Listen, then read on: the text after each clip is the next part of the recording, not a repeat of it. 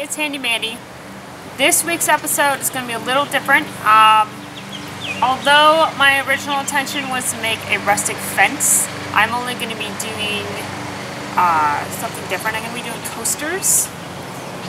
One, my mom needs coasters. She apparently can't find any really nice ones anywhere, so I will be doing that. But I will be showing you the different techniques that you can use. This is where it's been sanded down. It's really nice and smooth. There's a really nice pattern in here, and there's also with bark. Now it's all like stuff is still peeling off, but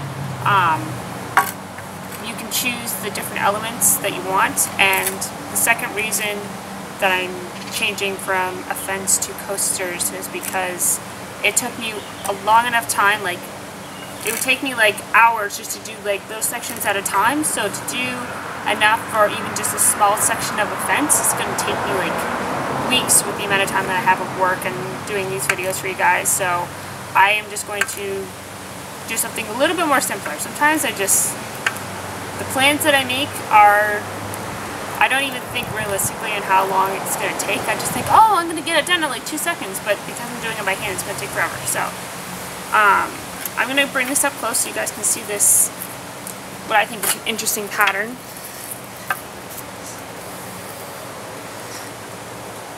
So if you can see that, that is all made from the wood, like the brush that I used and just banged on it, and it just took out all these pieces because there's different rings in the wood.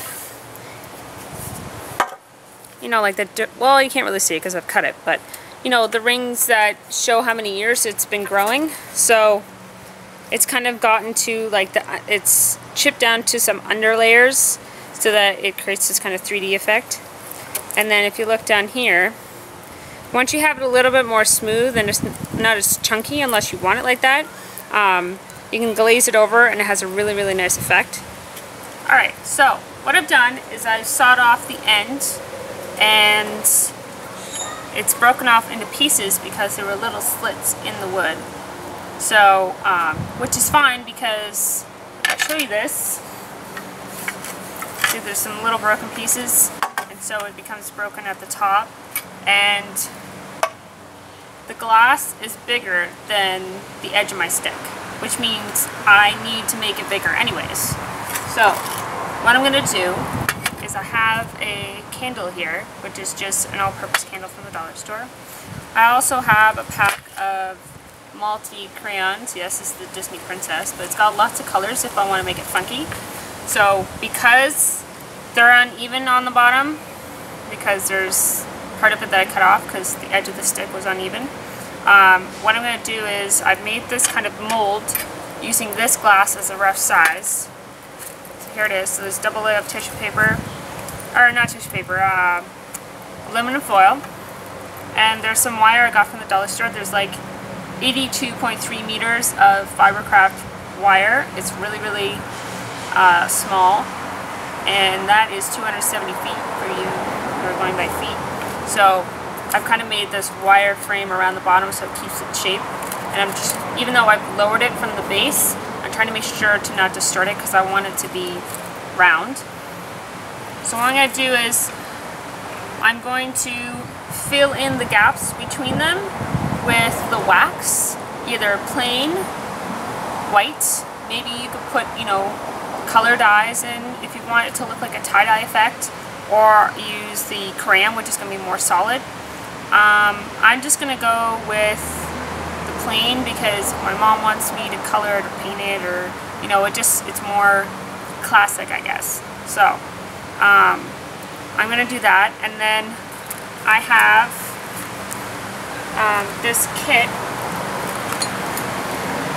and I have like 3 of them that I got from my dad, and some of them are soldered, and the solder stuff was expensive and the dollar store didn't have any. Apparently they sell solder at the dollar store.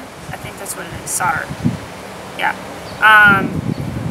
But I do have one of these as a wood burning, so after I'm finished I have to go into the house because I'm outside right now and I don't have an extension cord, and I'm going to wood burn it and show you guys so you guys can get some different effects.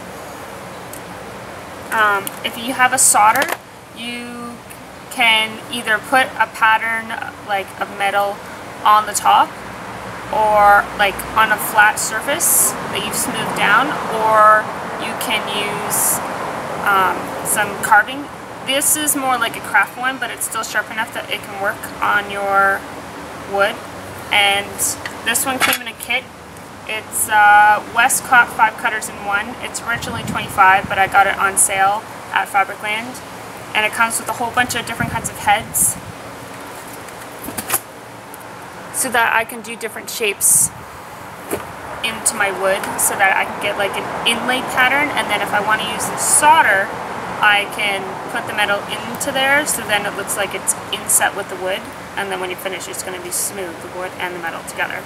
So I am just going to mix a whole bunch of techniques, and hopefully it works out, because some of the stuff is uncharted territory, so I'll let you guys see how it goes. So I had to do the first section inside the house because it's kind of windy, and every time I light my candle it blows out, so I will be back. Alright, so I went in, and as you can see, I've already done some of this melting of wax. So as it starts melting, like, there are going to be some tips that are higher than the others. It's a lot easier to just tip it, and as the point comes longer and the candle starts burning inwards, put that at the top so then the flame hits it, and then you just let it drip wherever you want. And you don't have to worry if it starts getting on your wood, because you can always just scrape it off and clean it off. So this is the finished product. It's very, very crafty, so I'm not entirely sure that I'm going to like this.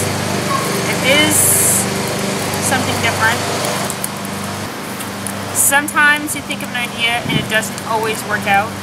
So let's see if we can get this out of here. So I'm going to pull off this wire frame, this ring that I made to keep the shape. I'm going to start moving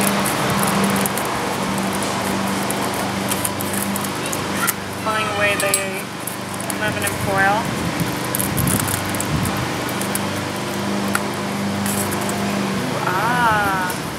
So it's kind of rough right now, but that's fine, because what you can do is, make sure this doesn't go away, you just start scraping it off.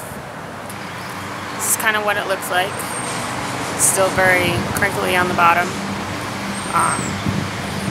It's kind of uneven, so I'm gonna have to possibly set it some more wax or something, so that, or heat it up, but I can't do that right now, because if I try to move it, it's gonna start cracking. So I have my wood burner, so I'm gonna bring you guys inside and we're gonna do some wood burning. Alright, so I'm just going to do some patterns. The tip on this thing is really narrow, so it's hot enough to get rid of this wax.